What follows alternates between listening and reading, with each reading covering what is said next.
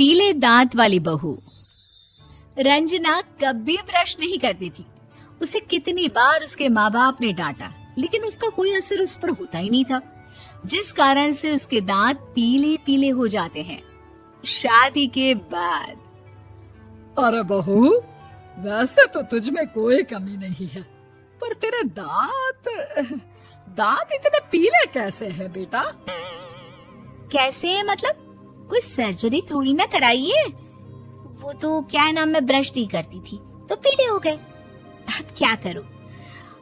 आप कहें तो लाल करवा लूं या फिर काले? यार ये क्या है, क्यों माँ से लड़ रही हो? लड़ रही हूँ? अरे मैं लड़ रही हूँ या ये बोल रही है कि दांत पीले हैं, पीले। अरे तपस्या थोड़ी ना की है इन्हें पीले करने के लिए।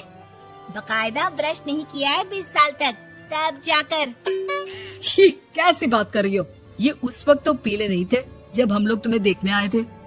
अरे तब साफ करवा लिया होगा डेंटिस्ट के पास जाकर। अब देखो कैसे पीले पीले लग रहे हैं। रंजना सास की तरफ गुस्से से देखती है। फिर शुरू हो गई पीले पीले पीले। अरे पीले तो तब भी थे जब मेरे हाथ का रसगुल्ला उड़ा उड़ा कर खा रही थी और बोल रही थी, लड़की नहीं गुणों का खजाना दे रहे भाई साहब आप।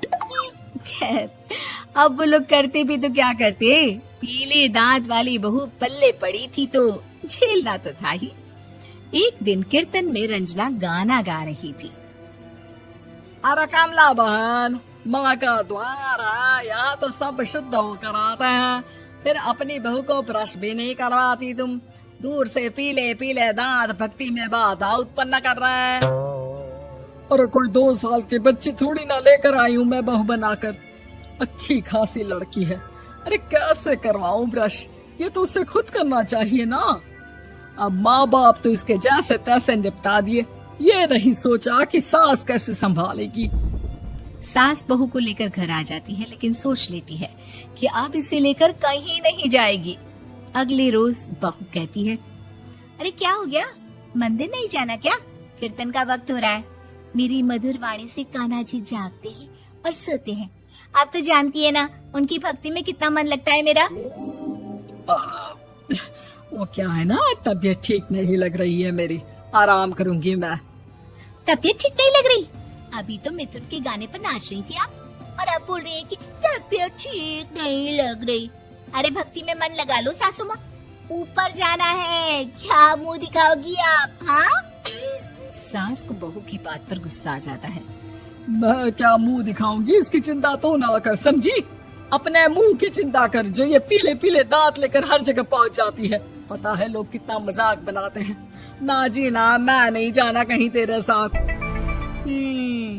तो ये बात है। कोई ना, मत जाओ, मैं अपने कमरे में ही बैठकर भक्ति कर लूंगी। ऊपर वाला दांत थोड़ी ना देखता है, मन देखता है, भावना देखता है। और अरे बस बस, तू सब कुछ दिखा, बस ये सफेद चमकदार दांत ना दिखाना किसी को, है? जा यहाँ से। बहू को सास की बात का कोई फर्क नहीं पड़ता। वो तो जैसी थी वैसी ही रह जाती है। सुबह नहाकर किचन में खाना बनाना, फिर खाना खाना, कीर्तन भजन करना और सो जाना। एक दिन, माँ जी मैं सहेली के घर जा रही हूँ, शाम को लेट आऊंगी। हाँ हाँ, तो जाना, मैंने कौन सा तेरी आरती करनी है घर पर बैठकर। रंजना सहेली के घर जाती है, जहाँ वो पार्टी में जाने की तैयारी कर रही होती है। अरे शिखा, कहाँ जाने की तैयारी कर रही है? मैं गलत वक्त पर आ गई क्या? अरे नहीं यार, उल्टा सही वक्त पर आ गया। मैंने ये साड़ी और ज्वेलरी निकाली है यार, शाम को इनके ऑफिस की एक पार्टी में जाना है। बताना कैसा लग रहा है ये सब? नहीं यार, इस ड्रेस के साथ तो वो वाली ज्वेलरी अच्छी लगेगी। हाँ हाँ सही बोल रही है, मैंने ध्यान ही नहीं दिया। वैसे तो हमेशा से मस्त फैशन सेंस रखती है। तो बड़ा जाती होगी ना पति के साथ पार्टी में। रंजना कुछ नहीं बोलती, बस सोचती है कि यार काश ये बात सही हो जाती। पर मैं क्यों नहीं जाती पार्टी में? क्या इन लोगों की कोई पार्टी होती नहीं होगी? रंजना घर आती है और रात में पति से सवाल करती है, एक बात बताइए, आप मुझे किसी पार्टी में क्यों नहीं ले जाते? क्या आपके यहाँ ऑफिस में पार्टी नहीं होती? पति बेचारा क्या कहता कि दांत पीले हैं तुम्हारे इसलिए।